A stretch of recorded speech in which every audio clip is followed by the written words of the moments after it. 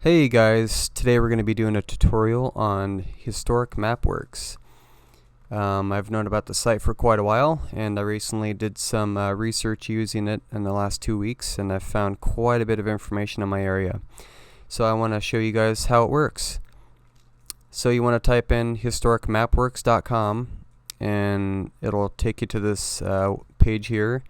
And in this little box, you want to type in your county or your town, wherever you live. I'm not sure if it works in any other part of the country other than North America, but you'll type that in there. And what I did is I put in Idaho, and it'll take you to this page here.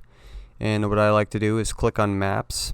I don't like to use all because I don't want any other atlases or anything else popping up. I just want to see maps.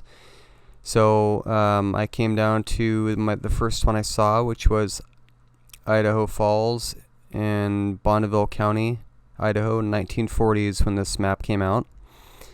Now I live in Oregon, so I didn't want to give away all my good spots, so I decided just to look up a random town.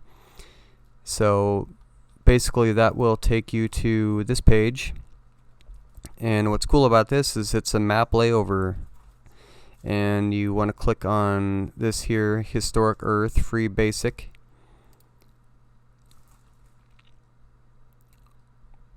And it'll show you a map layover here.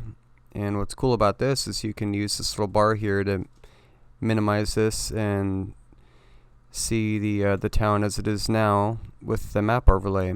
So let me zoom in here, and there is a property right here.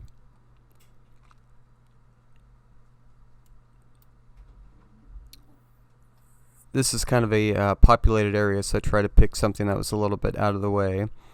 So as you can see, there are these little black dots. Those are all homesteads. Now you can minimize this and see where the current road is. It's on East Sunnyside Road and South 45th East. So what I like to use is huntstand.com. If you're not familiar with it, it's a great tool to use for looking at sites and marking them. Locations that you want to visit would be.